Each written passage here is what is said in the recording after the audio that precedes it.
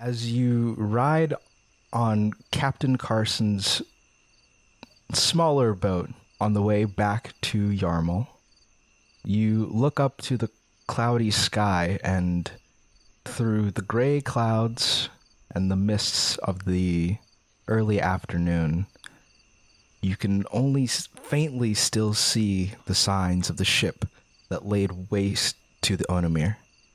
You draw closer and closer to the pier, and you can see that your return to the greatest city of the pit is awaited by 3 forms. One is the familiar profile of your ally, Clive Key. The other is the prim and proper form of Wilson Stake's secretary, the woman that greeted you the first time that you made it to the Panda Communications offices in the Grand Spiral. The final form you see, sitting much farther away, is that same shadow that you had previously met when you were leaving town. The boss or good friend of Kevin, the rat man that you have made the acquaintance of. He sits in a gray suit, and he watches the approach of your boat with interest.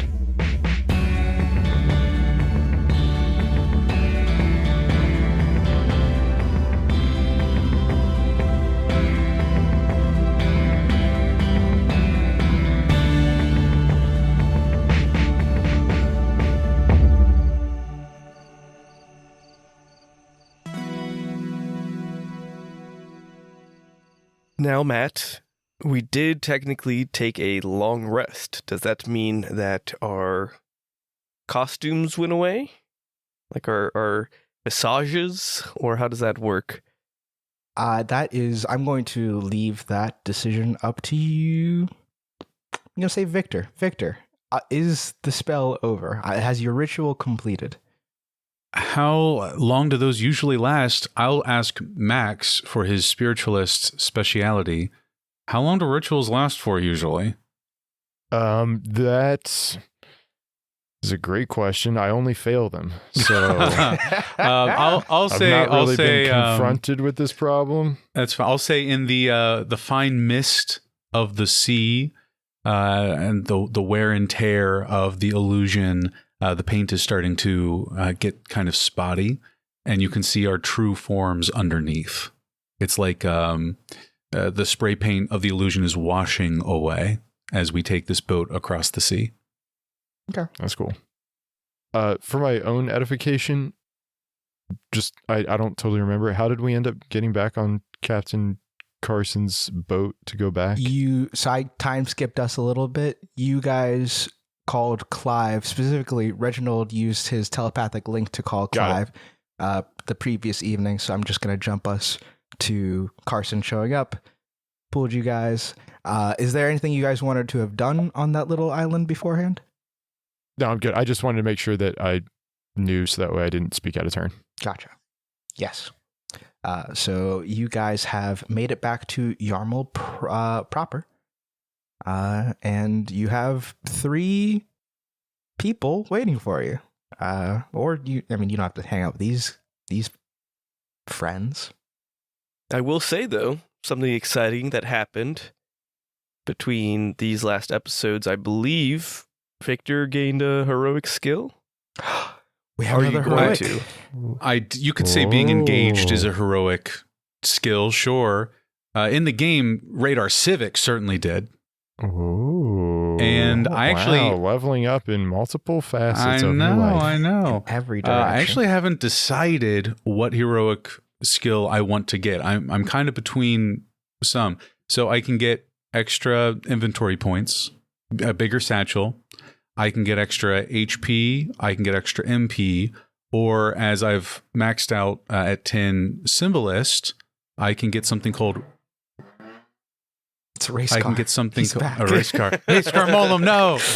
I can get something called Ritual Seal, which is essentially casting a ritual, but saving it for later. So I paint it on the ground, and when a condition is met, I can trigger the thing, which is pretty cool. I wanted to kind of ask the group, do we feel that has utility? Can the ritual move, or does it have to be like on the floor? It's a seal. So it is when a certain condition is met, like on a wall, or that's the kind of thing I imagine. But I guess we'd be painting on any sort of surface. So theoretically, we could like put it on a Frisbee and toss it towards someone. The idea is painting a spell into existence, doing all the MP spending, but the final check and the rules happen once a condition is met, being near a certain character, or if I snap my fingers, or the like. Pretty cool. And it's a ritualism. So anything aligned with a ritual kind of casting, which for me involves extracting magic from objects, activating soul circuits, sensing magic, or making sight-based illusions. And, now that I'm talking about it out loud, that sounds pretty cool. So I think I'm just going to take that one, guys. I mean, yeah. No, that's pretty cool. You so far have 100% success rate on every ritual you've attempted. So I also yes. think that gives Matt a really cool narrative tool where if you just set it up, like whenever we reach like a pocket of the soul network, activate and do something, and he could just trigger it whenever he wants. Or steal powers. Like I could see myself like doing a symbol to suck an element out of an enemy that we're kind of worried about facing. I think that would be cool. But let's see. Essentially, Radar Civic has kind of mastered the art of symbolism. And they've picked up a new symbol as well, which we might see at some point. very cool. I appreciate that you would hear about a power like that and think it's good for me that you guys have it. But that is awesome. That is awesome. I'm excited for you for being able to use that. And I'm looking forward to how you make use of your cool new ability. Thank you. Now that I kind of look around the boat and I notice that some of our facade is starting to brush away, I kind of just quickly finish the job and just make sure to get it all away as I see us approaching the group of people in front of us. And I think I'll probably be the first to get off the boat. As I seem to rock a little bit, trying to get out desperately as soon as the pier is within reach, and kind of just clamber on and take a few deep breaths. Just thought it'd be easier for you all to get off the boat after I got off. I was causing quite an uneven weight distribution, so... Yeah, especially Anyways. with how much you was squirming around, Reginald.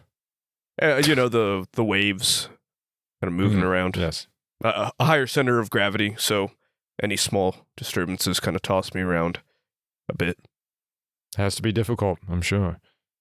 But I kind of look at the three, and I motion the other two to kind of huddle in close. Thank you, Captain. Yeah, man, throw, like, for sure. To Zenith their way. Oh, cool. I can get like a lollipop. Thanks, dude. Good luck. And sorry, is this a tip-based venture? Or? I mean, it is now. Right. I don't Thank know you if for your it time, Captain. Works like that. You've been paid for your services, I assume. So thank you. Bye. He'll just row away back towards the business district. They were rowing? Yeah. We should have tipped them. Here's a tip. Get a sailboat. How about that? And what were you going to say, Reginald? I don't know much about this benefactor, but do you believe they are someone that we should trust on our side? We should go into this with a unified mindset. Oh, you mean Kevin's friend? Kevin's friend? Yes. I'm Good question. surprised to see them here. They told us to go to the Grand Spiral and look for the Eye. So I thought we were going to be looking for them. Maybe the ship in the sky changed things. I believe they found us instead, but I think we should trust them for now. They have been the only source of information that has proven to move us forward. It seems we have a common enemy of my enemy and all that, right? Makes sense to me. All right, well, let's check in with these three. No sense in speculating what they're here for. And Reginald will raise a hand. Clive, how are you? Thank you for coming all this way. Clive's chair will levitate and he'll come over to you guys. Hey, I don't suppose you know who that woman is. She just kind of came over and sat beside me. It's been uncomfortable. Has she said anything to you? No. Okay. She works for Panda Communications, and we're not entirely sure how we feel about that particular group. Are you familiar? A little bit. Starts is involved with them, right? Yeah, it's what we've gathered so far. Okay, they're probably. Is it okay that she's here to like? Is she here for you guys? Do you think? Or is she following me? Should I leave? No, strength in numbers. Also, she's probably here for us, which is its own issue, which hopefully we can handle. All right, so she didn't say anything. Do you have any sort of information that we need to know before we get into that? We want to talk more, of course, but we should probably deal with these two that are here as well. I don't really. I mean, information-wise, Joan. Well, I think you saw like the big ship, Yeah, hard to miss. right? As it blew up one of the vessels we were in between. Oh, that's okay. That's not good at all. I mean, you probably already know that, but are you guys are Yeah, fine? giant laser beam out of the sky, completely incinerating an entire ship in one go. Generally, not good. Yeah, That's like the kind we of went on that one. that's like the luckily. kind of ship that was in like the thing that Starts showed me the intergalactic stuff that they were using. Okay, so you've seen that. Do you know that Starts has access to something like that? If he did, I don't know why he'd need me and the others to do all the breaking and entering for him if he's got a ship that can, explode stuff like that. I don't know why he'd need us. Well, we believe one of the people on the ship has one of the you-know-whats, so perhaps it was needed to control or activate or harness these pieces of technology, much like with your bits, how the robots were able to move more effectively when you had a similar tool. Right. Well, I mean, if what Joan told me like a little bit of what you guys are dealing with here, if it's not Tandy up there, that means it's Alhander. So that's probably bad. Do you know this Alejandro well? We met briefly when Starts was briefing us on like what was going on, and he went into Joan's base to like help Joan's outpost to get the artifacts themselves. He's the one who handed it to me. So he didn't really say a lot. He's a big guy though. Big, powerful presence. Seemed like he's the type of guy who just gets what he wants. So it's probably not great that he's got a ship that could, lay waste to ships. Cool. I kind of just shuffle on my feet and puff my chest out a bit when you say that he's a bigger, stronger guy. Oh, comparable, maybe. Probably about the same. We might have to knock him down a peg there, Reginald. Just nod silently. Clive, we did acquire one of our items that we were seeking. The other one we're still having a hard time tracking down, which is what we were hoping you could help with. Is it that orb that's floating behind radar? Yep, that's it. I don't know how to Okay. turn it off. Yeah, I could. If you're willing to hand it to me, I could work on that a little bit. Clive, you just helped rescue us from a deserted island in the middle of the sea. I think we can trust you. And I'll hold out the Mage. I kind of You like will. see that you're about to reach in and kind of just give both of you a big hug to cover. Not here. I believe we should reconvene once we greet our other guests back at the hotel. Just say that thing is some sort of spell or something like that. A protective ward, if anybody asks. How Gotcha. about I'll turn and I'll bring my sword around and I'll quickly spray paint 2 eyes and a smiley face. Hey, Yeah, that'll fool somebody probably. Yeah. Yeah, this is my smiley friend. it's just started following us around. And what's your friend's name? Magus. Magus. That's Magus. not bad. I'll be completely honest. Magum? I sort of thought you'd call him Kevin. Kevin's pretty good. Kevin's pretty I good think too. I think we've bullied him enough for now. Yeah, that's fine. All right. Let's go have a chat with Stakes' secretary and see what all she has to say. Clive, just follow our lead. Gotcha. He will float behind you guys as you approach the secretary, who gets up. She has a suitcase with her, and she turns to face you guys. And before this continues, I have a question. You guys, at the end of the last episode, got a suitcases yourselves, containing some information, some vials. Mm-hmm. Do you have the suitcase with you, or did you guys leave it on the island? We would have brought it with us. I would tuck it in amongst my because I have a couple satchels and then a bag for books, et cetera, et cetera. I would kind of tuck it in amongst those so it looks like it's just kind of part of all that. All right. Awesome. All right. The secretary will turn to face you guys with her big glasses, and you watch a similar effect to when you dealt with the spooky grandma transpire as her form changes, morphs ever so slightly, as you watch a familiar looking crew cut appear, and in a blue suit with silver detailings, you stand before Thomas Starts.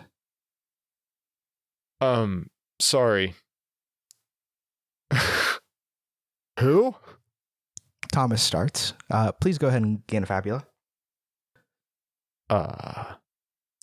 Sword is So we pointed. recognize Thomas Starts as the last contact we had was in the desert, right?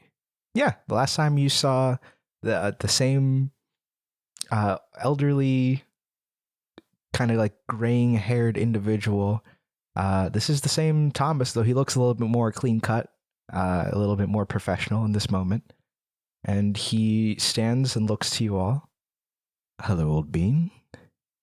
We learned that he is Thomas Starks, correct? Correct. Yes, you In guys. character? Have, yes. Okay. Okay. I I just was wanted trying to to make sure. remember if in player and in character we had learned. We learned Okay. that we deduced it. This is Tom Farwalk. Yes. Mhm. This is Thomas Starts, the This is big Tom- villain of the entire campaign. Just morphed from a secretary. Is he still wearing those big glasses? No, they have Oh, okay. disappeared into the form. Oh boy. Oh, okay. Yeah, Vale will just almost slide to a stop and put his arms out to stop the other two, just kind of instinctively. In a flick, no. the sword is raised. No need for all that. I came to talk. And is he with you as well? Kind of motion to the person. Oh, don't blow his cover! Don't blow his cover! That Sorry. individual. So it was not apparent that they were standing together. No. Clive, Okay. Clive was sitting next to Starts, Okay. and the other guys kind of just Sorry, I thought they were all together. leaning or something like that. Okay, No, never no. mind. I would not have said that if they were not right next to each other. Understandable. And that Yeah. guy, Are you with you James see him? Bond? Yeah. hiding in the window there. Exactly. Are you with the guy that's getting ready to shoot you in the back? Yeah. No? No, Oh. I don't think so. Weird. So, whoop, whoop, whoop, whoop, whoop, whoop. Were you the secretary the whole time? Or is this just a modern transformation? What do you want, Starts? I wouldn't say it's modern. In fact, I would say I take great pride in the old tech and its effectiveness, its usefulness. There were great minds at work who created great things far before this time. I managed to dig up some of their old works, and honestly, I must say, as the one who paid for it, I'm glad it still works. What I want, however, is less of a condition of the past and more a condition of the future. The future I'm trying to put together, that I'm trying to build for all of you. It requires certain things to transpire. Now, you have, in the same way as your current patron has done in the past, have gotten in the way of some of those things.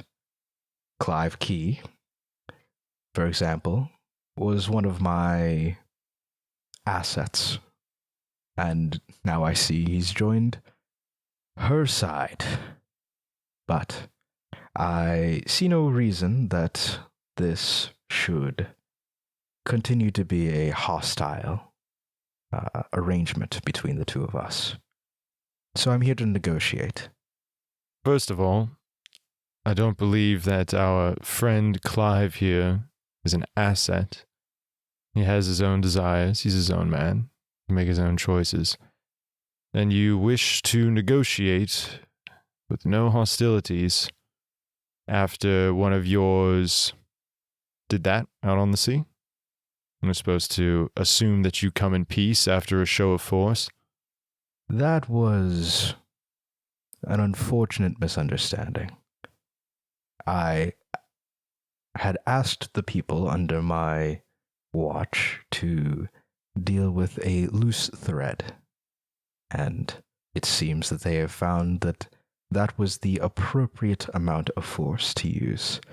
The problem with employing so many young, energetic types is their ambitions can be difficult to manage. They are efficient, however, but there are times that they will overreach my goals. It's an unfortunate consequence. So you have exemplified to them, though, that a way to build your future is through destruction. Is that correct? Destruction is necessary. Have you made it as far as you have now without destroying anything at all? Do you gain sustenance by simply breathing the air? It's an interesting way to take all of that in bad faith, but so be it. Anyways, you wish to negotiate. I believe that as we stand now, the Count may not be in our favor, but I know we have things you want. We don't come to the table with nothing. I'd be interested to hear what you have to say. In truth, I don't care that you have those relics. You can hold on to them if you like. I'm sure in time they will be useful to the both of us. What I've come to negotiate with you is that you stop. My belief, although perhaps I'm wrong, perhaps you are long friends of Joan, or perhaps you're simply mercenaries who are fulfilling a job. Now, if it's the latter, I will pay you handsomely, and this can all end. You can go back to whatever you were doing before. If you are the former, then perhaps we can still negotiate. If you know of our history, then perhaps you'll see reason in stopping while you're ahead. My Reginald's stance kind of softens at the proposition of just being mercenaries and getting paid more money. And as you kind of just hear the belts and buckles of my armor gain a little bit of slack, I kind of just look at the two of you and remember the experiences we've had together and kind of retighten my stance, waiting for how you to respond. You guys would know Vale well enough at this point to know that every muscle in Vale's body is coiled right now. He is on absolute high alert. Civic has not quivered. Civic has not looked away. Civic is pointing that sword right at Thomas Starts. After everything we've been through, I know I've learned you are the biggest threat to balance in this world. There's no way I'm joining you. I'm not asking you to join me. I'm asking you to stop pursuing this pointless theatrics. Stop chasing after the artifacts. Stop getting in the way of my assets. I don't care to have you hold on to those relics. In fact, I can assure you that I will not send anyone to retrieve them from you, or at least not my people. But all I need, really, is for you to stop your activities. That's all. That's all I'm even asking for you. And what would we gain in return? Because from our perspective, you threaten the safety of the people of this land. Even if you claim it is for some greater good, you seem to have no qualms about weighing numbers against each other, not treating them as casualties, lives, people. Maybe that's just your employees, but then doesn't that mean your selection of employees is such where you think the means are fine so long as the end is achieved? Now you say you want us to stand aside when we've seen what you will do for very little. You have set up observation posts all around this particular pit to have eyes on everything. And once one of those was set up, a village burned from somebody under your banner. A girl was almost murdered, and so was her father. Lives are being destroyed in the wake of whatever sort of righteous expedition you believe yourself to be on, and you say, just step aside. That's not a negotiation. That's a threat, a demand. What do you bring to the table to us, Starts?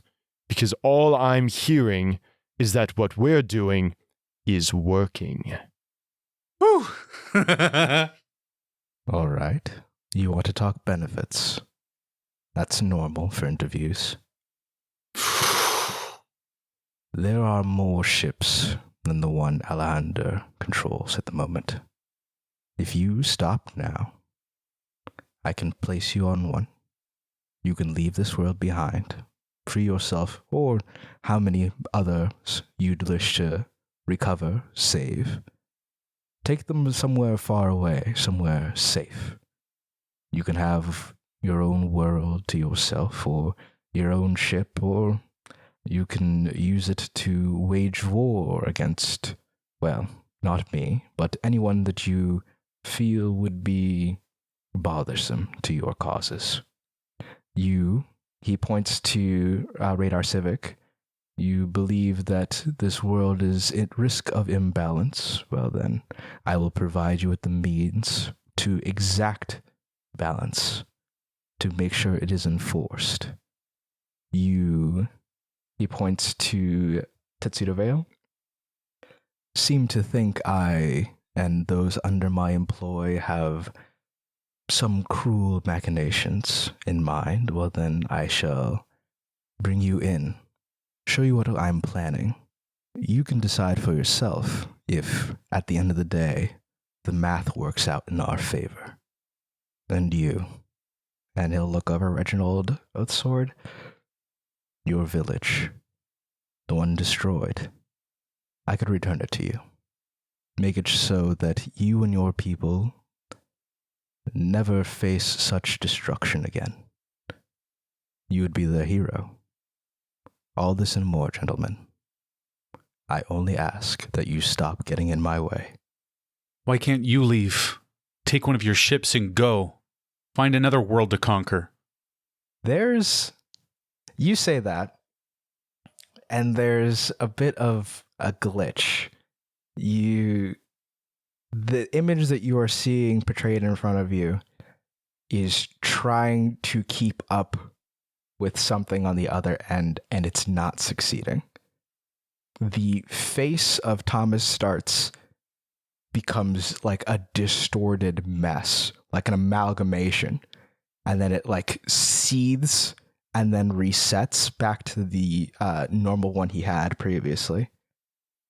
I would love to do that, but part of our plans here, part of what I'm trying to accomplish, requires all this mess.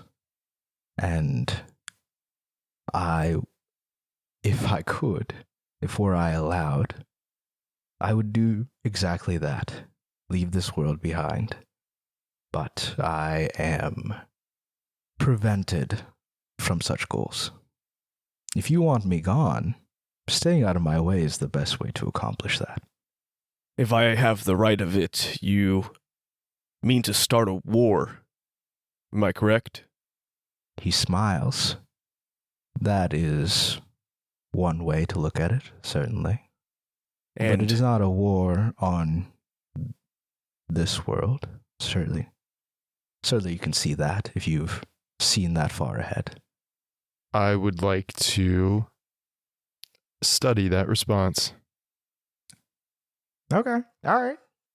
This is, as you can imagine, this is going to be a DC 15. He's using somebody else's face to have this conversation with you. Can this be something we help? I'm going to say no. Because it's inside of his head. Yeah.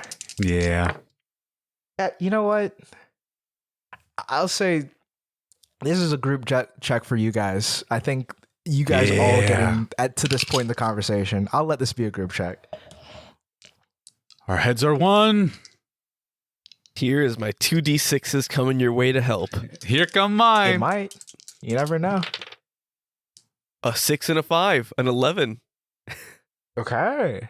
Whoa. If you put mine next to each other, it makes a 12. But you Good add them try, up, good it's a 3. try. I almost critted. Oh, I can't It's our with this. total max. I always forget. Yeah. It'd be cool if it could, but that'd be a problem very fast. Make everything a group check. Right.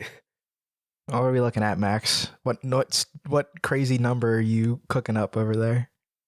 Higher the roll, the better. What am I doing? I got 5 fabulous points. One of my dice was a 1, so I'm going to burn a fabulous point to re-roll that. That's fair. 1. Converted it into an 8. That's a pretty big conversion. Which, based off of just the dice, my dice, that's a 15. Because I rolled a 7 and an 8. Whoa. Okay. Plus the 1 from Reginald, which brings me to a 16. Uh-huh. But Vale is very focused, Wow. which does bring this to a 21. Oh boy. Okay. Like a book. It's like in those visual novels where you like happen to click all the choices where like the game is like, you should probably know this information already, even though it's like end game stuff. Yes. It does say that in the study action outside of a conflict scene, a 16 plus is considered encyclopedic. Literally everything one could possibly know about it. But that's Thomas Starts just was me being a born stinker. in the year 1175. It all started when but it is supposed to be specifically about like the thing that I said He asked it about. yeah. And Yeah. you were asking in his response to I would be happy to leave this world, right? Starting saying, "Oh, you could call it a war." Okay. but it And I won't be was fought like, here. Bas- Mhm. basically trying to I'm trying to suss out what his end goal is out of that. The three of you experience something that is, I mean, to say unusual at this point seems, like nothing. You guys have experienced quite a lot. You watch as the record keeper steps out from behind you. He steps out and looks at Thomas, and Thomas takes a step back. He takes a step back, and you watch as his face hardens into a grimace, as you all experience something that Vale has experienced once already. You remember something that you weren't there to remember. You remember the first flights off of the world of Thrice. You remember exploring the galaxy at large, seeing things that others could only hope to dream of now. You remember in this one moment the empire that this world used to have, and you remember how it fell apart, how infighting between Thomas and the other leader of the other company. You recognize now that Thomas was the CEO of Dynamico. How their battles caused the creation of the coalition. And you remember being sentenced back to Thrice. You remember years of watching over Thomas's shoulder as he tried to put together a life on this world and started planning for what he would do if he could ever escape. There is not but vengeance and hate in that mind, but one thing that you discover in this moment is that for whatever his intentions are, he does not intend to leave this planet as some kind of hovel. He wants Thrice to be the crown jewel of an empire again, but that would involve going to war with everything all over again. Huge.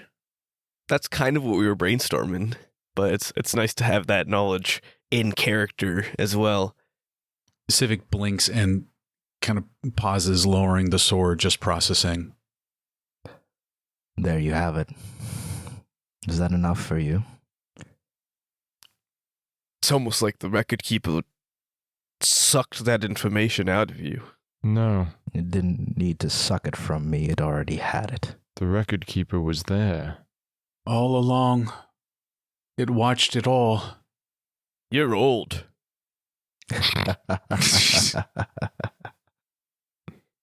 Yes, I am old.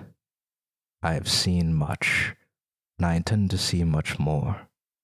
I would see great things for this world, and I would see them accomplished. And for all that to happen, I need you to stop interfering. I'm kind of talking out loud, but talking to my companions more than anything else. I don't necessarily agree with the vengeance they feel to accomplish this goal, but I can perhaps understand. Why would you not wish for your empire to be great again? Because war is still war. And just because Thrice would be the crown jewel in an empire does not mean that war would not find its way to its doorstep. Nor does it mean that any other world out there deserves whatever comes its way. You felt as if you were wronged starts, and you plan to make it everyone else's problem. Is that the right of it? It's not that I felt that I was wronged. I was. Of course. Every great villain is a hero in their own story. I should know. I've read plenty of them. Is that what you all think then? I kind of step forward a bit to try to defuse the tension. Now, Mr. Starts, you are a mastermind to have gotten this far, so you must understand that this is a lot of information for all of us to just stumble upon. I'm afraid we can't give you an answer here and now, but perhaps any action or inaction you see from us this point forward will serve as our response. He does not break eye contact with Tetsuda. I understand that you think this is an ongoing negotiation, and I can give you time now if you need it. But I need to know before I leave this place whether you intend to keep being a problem or if you intend to be part of a solution. I think all three of us, need to discuss our next steps. Whatever move you guys make right now, Vale isn't moving. So to give a little view inside Vale's head, so I don't want anybody to think I'm just going rogue here. Yeah. Vale is in this, like, we have to be decisive. We cannot show weakness. Mm-hmm. We cannot show hesitation because we are winning. Mm-hmm. And that's why he's here. And so Vale, having been through what he's been through, knows that by giving an inch, Starts will see a mile spread out before him, whether or not it's there. And that will embolden him and will make him think we're weak and disorganized and not a united front. So Vale is on the cusp of just speaking for you two. Just here now, just so you know. Mm-hmm. He's like, you guys can tell by looking at him that Vale is about to speak. So I don't want to make the decision for everybody. I just want you guys to know these are the kind of cogs that are turning inside of his head, and it's churning towards action. Civic has not looked up from the moment of that vision and lowering the sword. Civic is shaking. Like I think Civic's in a very similar state to Vale right now. Civic is surrounded by the water and the sea and the wind and just feeling everything very strongly right now. Civic has a burning question, but isn't sure if they're going to ask that question before or after they just attack. And I am kind of just standing at the front, body a little puffed to put a little bit of distance, knowing and sensing this tension. And none of my movements are sudden. They're very slow, methodical. I'm kind of angling myself towards Starts in a way that would hopefully force to create more space to try to further diffuse the situation. But other than that, I'm not going to react or say anything. Okay. So the question I guess I wanted to ask is, are you guys looking to, how are you looking to resolve this? Because he's basically giving you ultimatum. And I just want to know how you guys, as a group, want to resolve this it sounds like 2/3 of you are ready to fight. It sounds like we're entering squabble. We're entering squabble territory. I don't think Vale wants to fight. I think Vale wants to just throw down the gauntlet and say, this is not a conversation. We're coming for you. We're going to win. Civic doesn't think this is actually Starts. Civic thinks this is a robot shell that Starts is using. I think that as a player, Eric, but I don't make that connection as Reginald. Then Civic can act Yeah, my current thought is I'm going to ultimately end up doing what both of you think is right, because I have learned to trust you in my journey. But I also think it is important to talk about it to know how we're going to approach it. But also, I've never experienced war. I just got told that my world and everything I've known is going to be left out of it. So I'm that's why wanting to talk it through. But will respond however it ends up shaping out. Do you guys think it would be more important for us to have a conversation in character or do the mic drop? Because like I said, Vale is ready to just be like, we'll see you on the battlefield. Like, that's it. This isn't a negotiation. Are we good story-wise for Civic to just lay out an attack, or is that too aggressive at the moment? That's pretty reasonable. I kind of dig it. I wouldn't be the best political move. I'm okay with that. Yeah, it's up to you guys. Do we? So the three choices are blow up verbally, blow up physically, kind of step away and talk about it. Here's the thing: I'm not against our characters getting on the same page. I think that's it's great. going to have to I'm just happen. thinking, like, in terms of like narrative Yeah. structure. I feel like it would be a little weird to be like, one moment, big bad. We must decide if we're going to fight you. And then to come back and say something badass, it's like kind of lost its own. Here's the thing. I personally want Vale to say something as Eric. Okay. As my character, I want to diffuse the situation and not be the aggressors. Okay. I wanted to make sure that if one of us acted, I didn't want you to think as players. No. I was going to take over by Not at all. talking, Yeah, or Victor wouldn't feel like he was taking over. Not by exactly. talking. And that's what I like about Fabula Ultima as a game system, and encourages this kind of transparency. Mm-hmm. So I'll say, Vale, you notice with your excellent perception, Civic is shaking, and you see sparks of fire beginning to ignite from the hilt of the sword as Civic holds it on the ground. Vale says, so it's an ultimatum, etc. Basically, I'm going to say something, and then Vale's just going to give you a hand signal. Great. I'm ready. You always have to strike the megalomaniacs where it hurts the most. I'm sure you expected this to go differently when you brought us an ultimatum. But remember, always negotiate from a place of power. And Vale will give a hand signal to Civic. Civic doesn't move their feet, just raises the sword, point blank, flare. Before the flames can reach the body, you all hear coldly disappointing.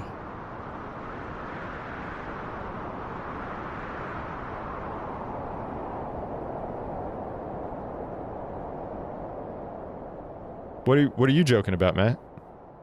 Me? I'm not. Were you trying to make a joke about something? No, I would never joke. Okay, stop. I wouldn't even tell like a silly joke. All right, like knock knock. Then why are you laughing, funny man? I'm not. Who's there? Who's there?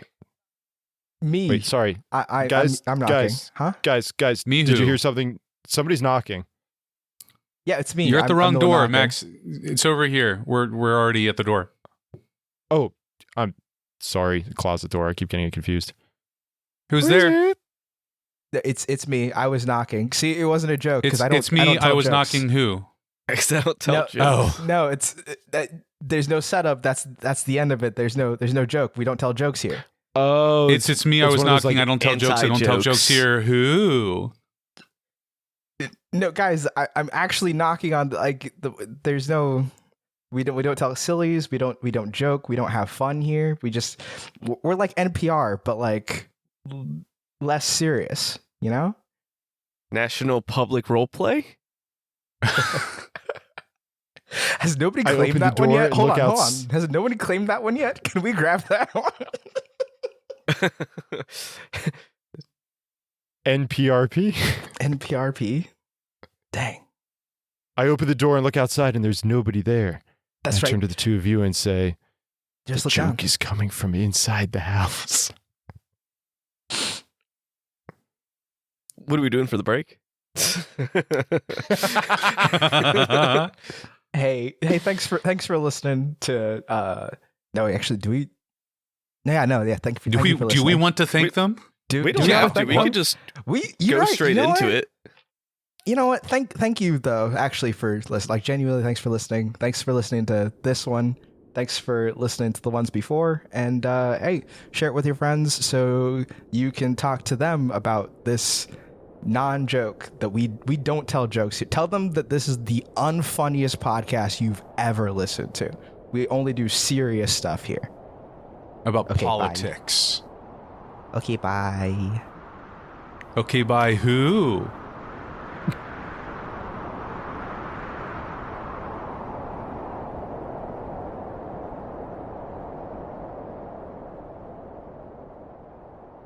So we're in the middle of you casting Flare. You cast the spell, and the upper body of Thomas starts catches fire, and instead of what you expected, maybe some reply or some action from him, you see the secretary start to scream and flail about. She is making a lot of noise, and she is moving towards the only other witness. She's going to begin moving towards the only other witness to this situation, the individual in the suit, watching the waves.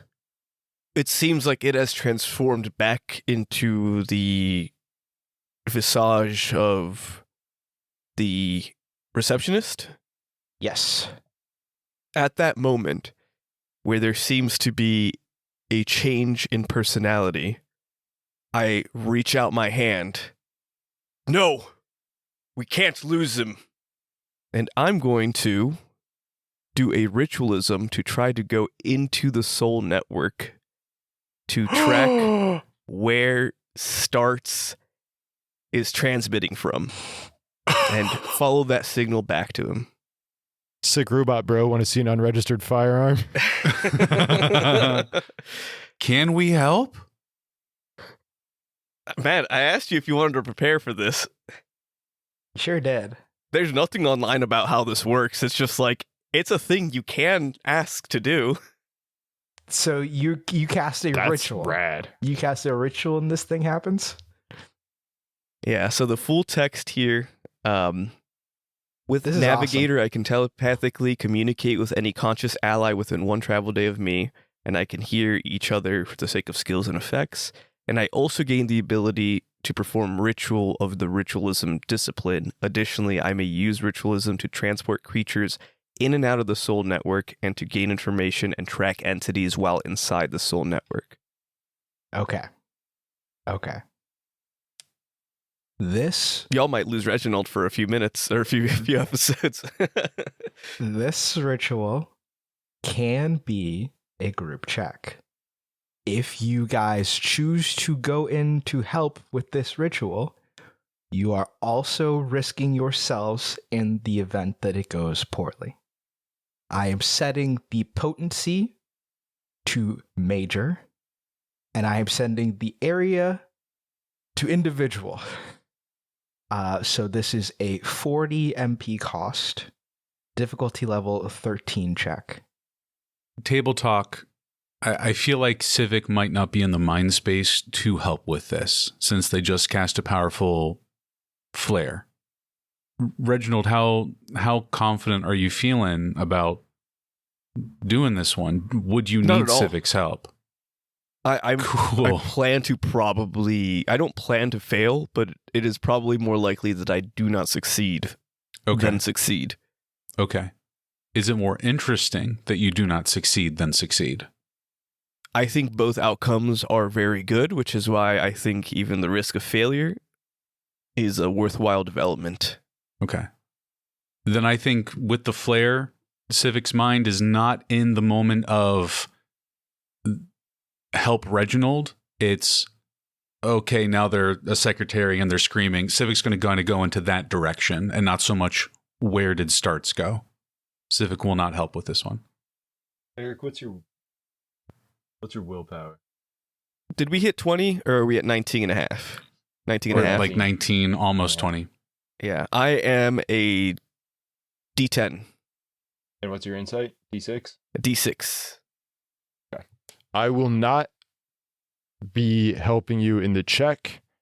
I will instead, seeing Reginald start to reach out, and I can see like the psychic energy starting to warp around you.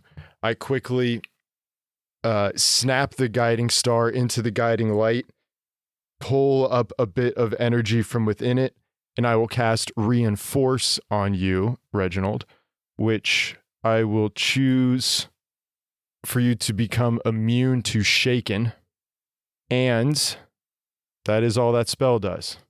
However, because I have access to support magic, when I cast a spell that targets one or more allies, if you have an arcane weapon equipped, you may choose one of those allies you have a bond towards. If you do, that ally gains a bonus on the next check they perform during the current scene. The bonus is equal to the strength of your bond towards them. So you can get a +2 out of me instead of a +1 by me doing that. Clever.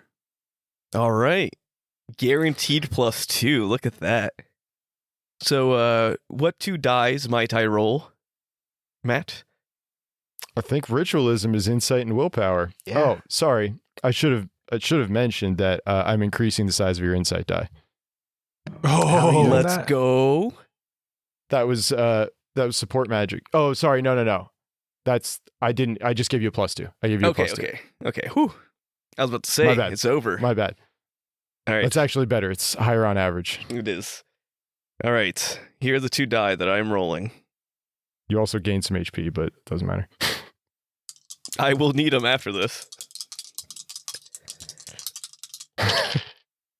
Oh, Matt. Did you succeed? It is a 9 and a 3 +2. That's going to be a 15. And by 15, I mean 14. That's going to be a 9 and a 3, a 14. That's going to... I can get it in one take. That's going to be a 9 and a 3 +2. That's 14. I'm so glad you succeeded.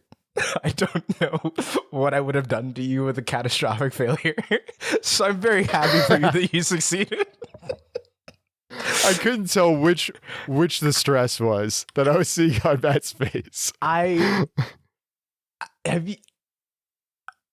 It was not quite, it was distress. I guess it was distress. I was so unsure what was happening.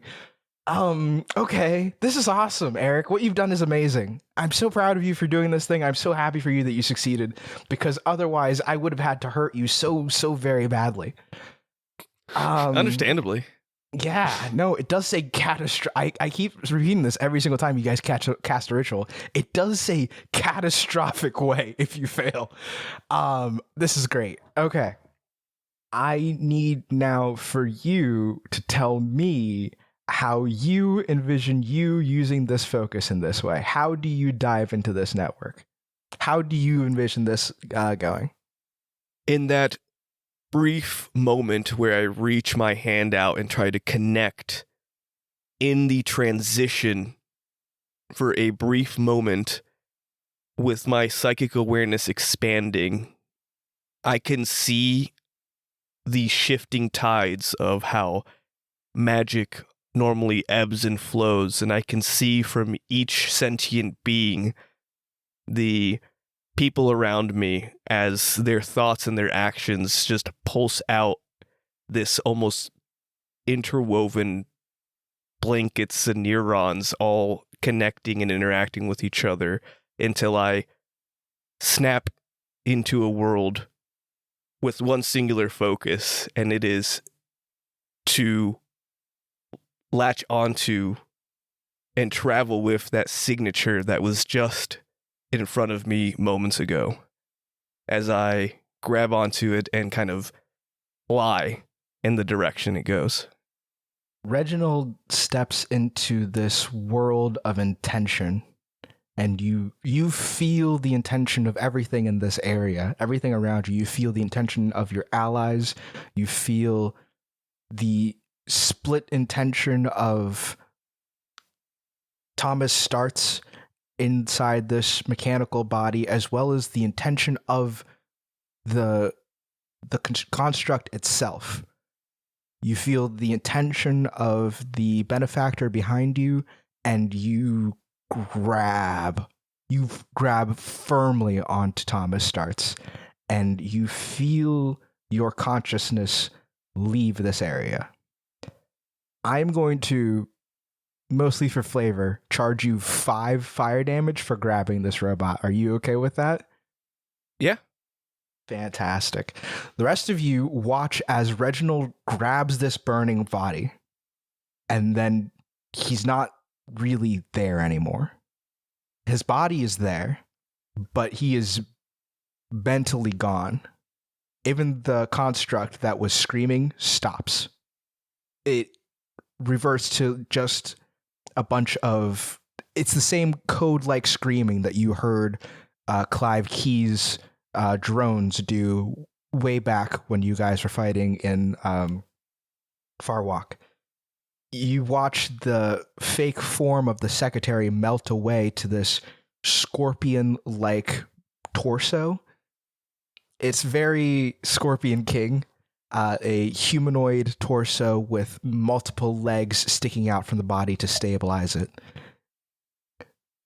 Reginald, you fly far beyond the lands.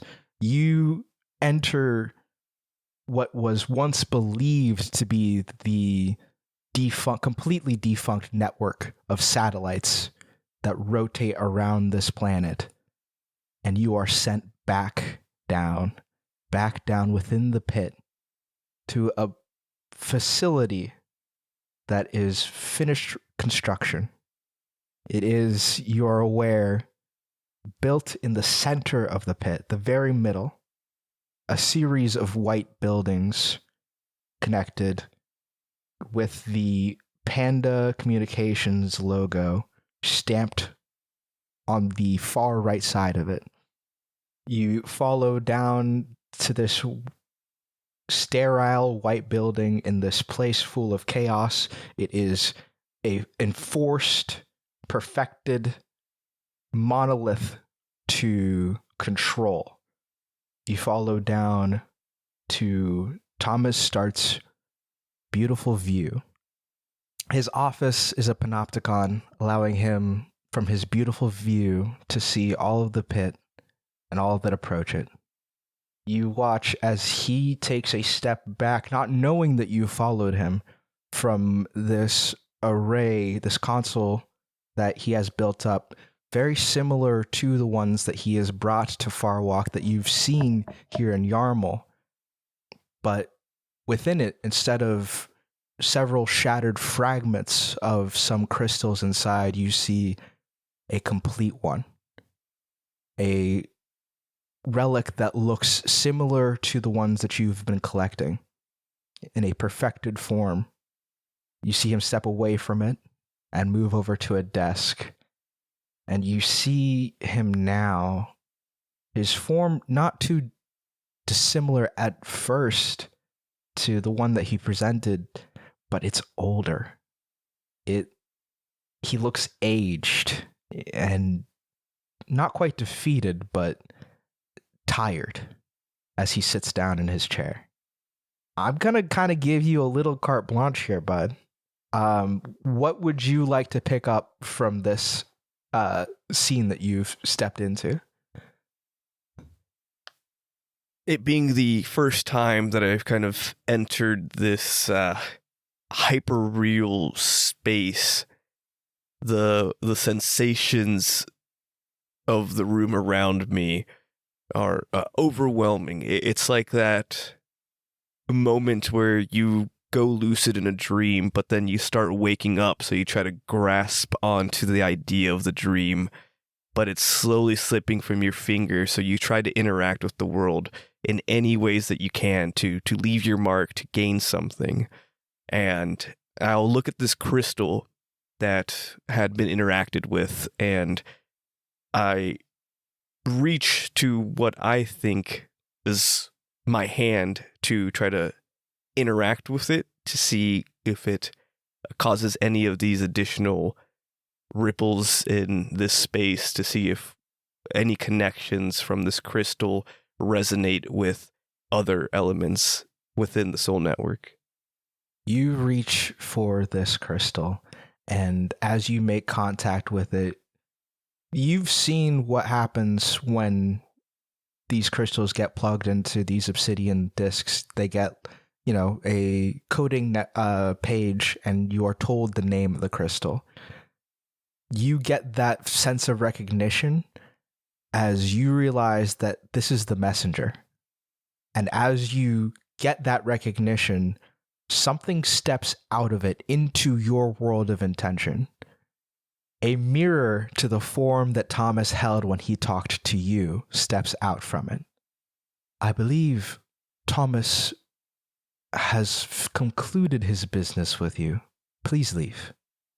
Seeing this materialization, I similarly look around. Does it seem like the record keeper followed me here as well? It does. I just, now seeing the record keeper here grounds me in this new reality with the comfort that the record keeper is recording, that there is going to be something that might understand my experience better than I myself once it is done. And this fact kind of keeps me grounded for a few more moments, and I address the messenger. You should tell Starts. Communication is a two-way street. They might have ended their business with us, but our business is not done with him. I will pass along the message. And you feel yourself sent back along this way, back to your body, back to the construct you have in your hands, and you are back in this moment with the rest of your crew.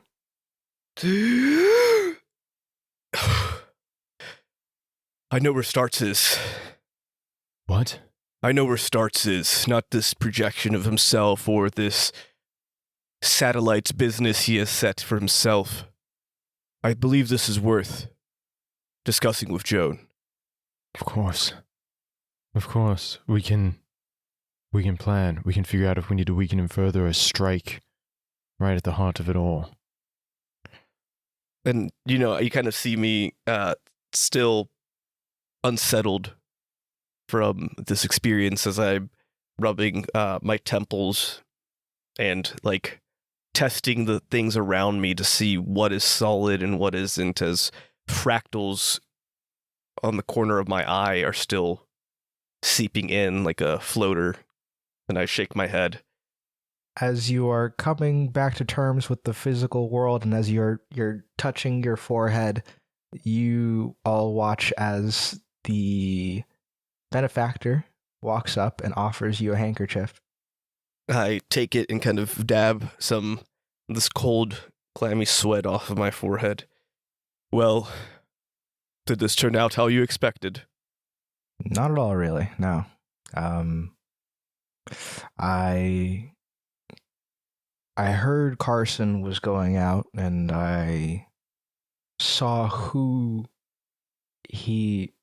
Hold on, that's not right.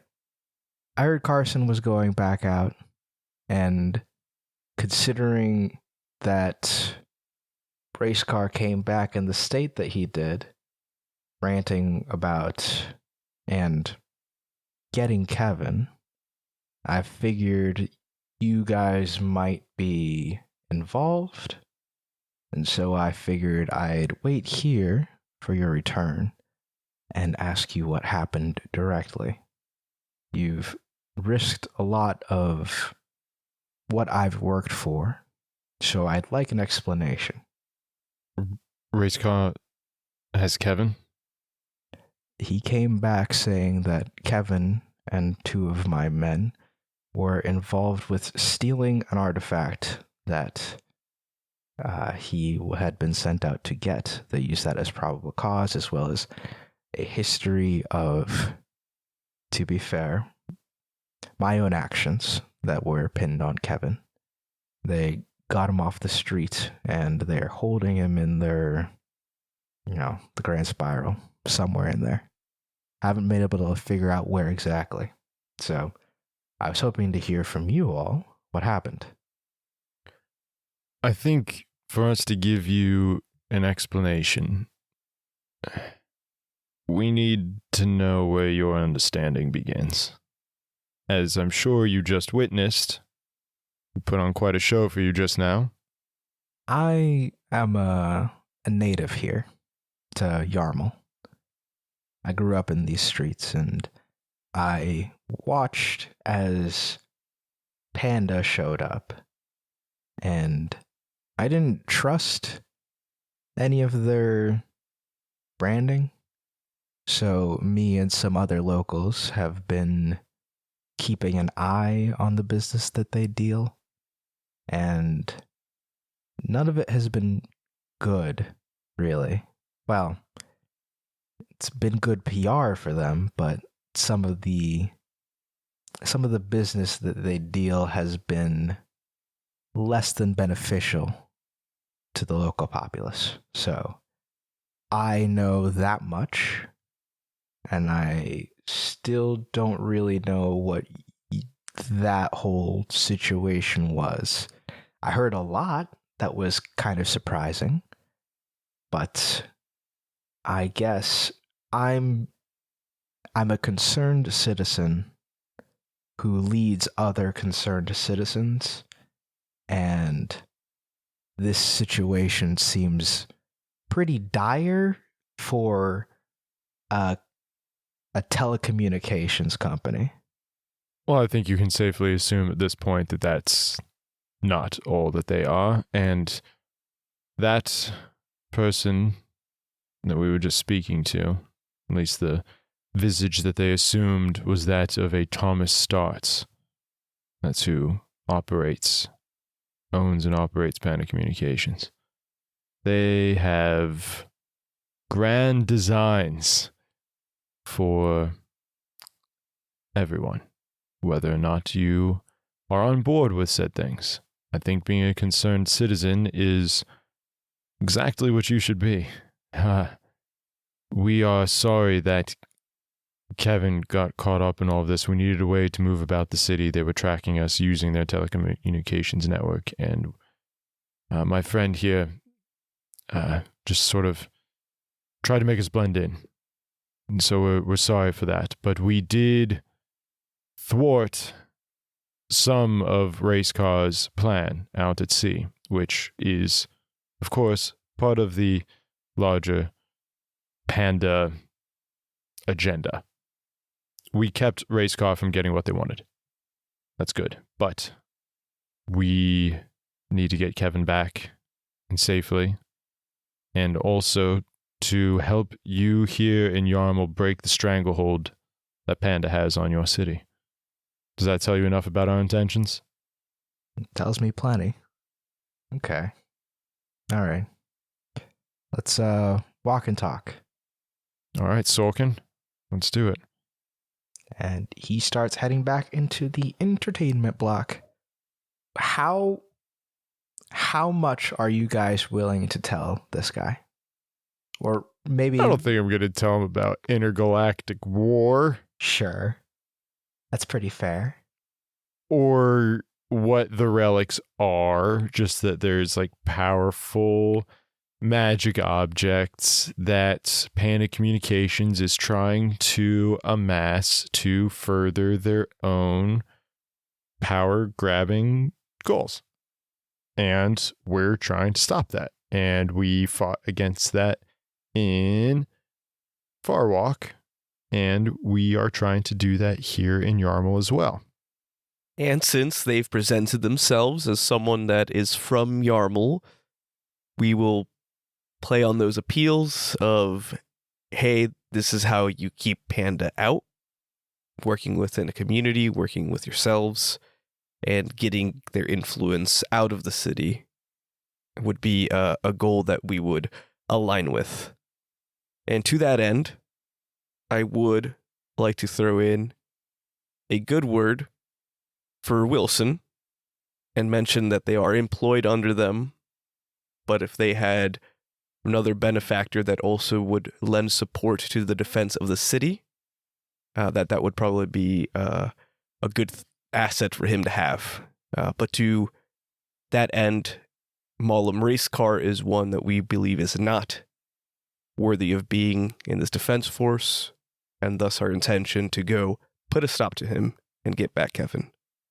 You guys kind of discuss this along the way. He does walk you guys back to the crashing wave, if that's okay with you all. But he will walk you back over that way, and he will listen to your explanation as you all watch Clive start to work on the mage. As you guys reach the end of your discussion, the orb disappears. Clive will hand Radar back the mage. So that's about as good as I can do right now.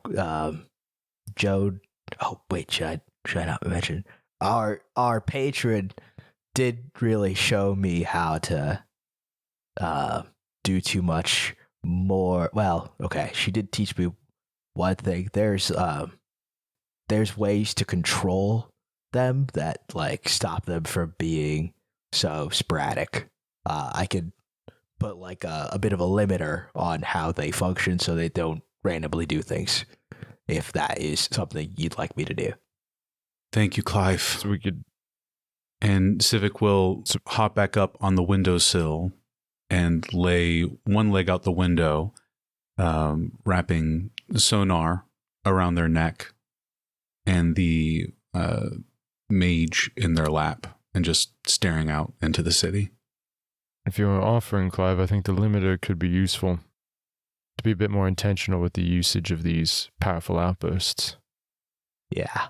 She thought that maybe you guys expressed concern about, the effects on your mind, and that would be like the best way to go about helping you. So I can get work. If you guys could give me all three back, I could start working on that now. Yeah, go ahead and looks like Civic is lost in thought. You can start with mine while we plan our next steps here with... I'm sorry, friend, I don't think we got your name. Right. I'm called Iris. Iris, it's a pleasure to make your acquaintance. I'm Testudo Vale. This is Reginald Oathsword and Radar Civic. Pleasure to meet you guys as acquaintance. It's our good friend Clive here. He's very good with the technical aspects. Could be a huge asset in bringing down Panda's communication network, actually, now that I think about it. I could try. I gotta finish with these first, but yeah, I could give it a look. Well, we're planning, right? We have to figure out how we're going to go about, infiltrating the Grand Spiral. Iris, do you think that is our best bet? Go all out to start, or do you want to try and draw them out? What's your experience? You are the person who has lived here the longest, dealt with Panda the longest. You know how they operate. You know what they do. You observe them in this city for longer than we have. What do we need to know? Panda likes their secrets, and they like to keep the public... They like to keep on the right side of the public. If we are making an attack to get back Kevin and the others, I think our best move is to make them look bad. And if we're going to do that, we're going to have to make this very public. I still have a lot of people, a lot of other concerned citizens that I can get to work with me to create a distraction, try to get some more of their defenders outside. We've not really done anything loud, so I don't know for sure how they'll react is the problem. I'll kind of send Vale a telepathic link to keep it as private a discussion as possible. Do you believe we should mention the fungus experience? Do you believe we should mention the human experiments and the fungus and the warship being attracted as a concerning enough event to rally public opinion? I'll leave it up to you what you wish to discuss. Vale will slowly nod after that link from Reginald. That strange ship that appeared in the sky above Yarmul. I'm sure many folk noticed that.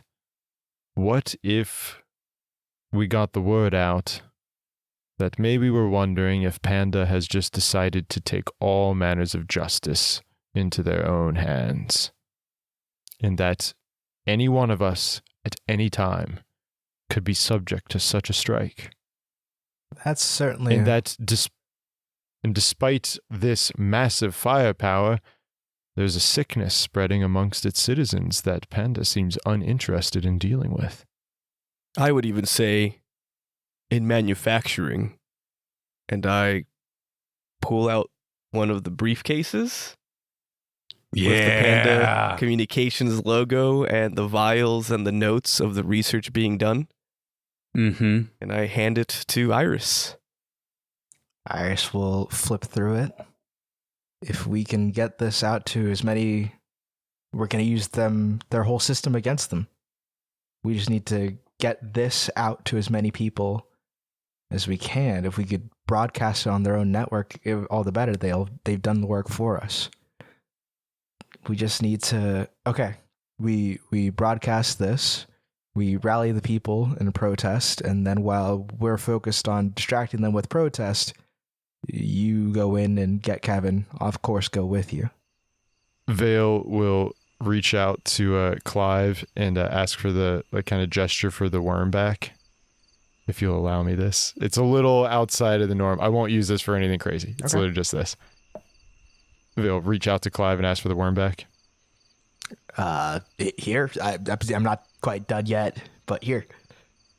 He'll slide the glove on.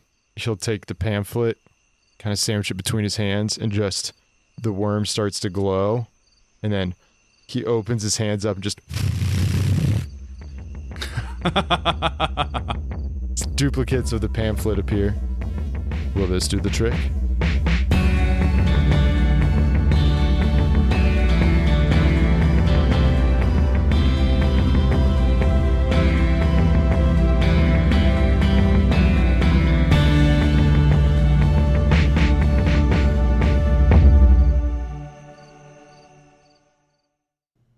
It's all about rolling dice, baby!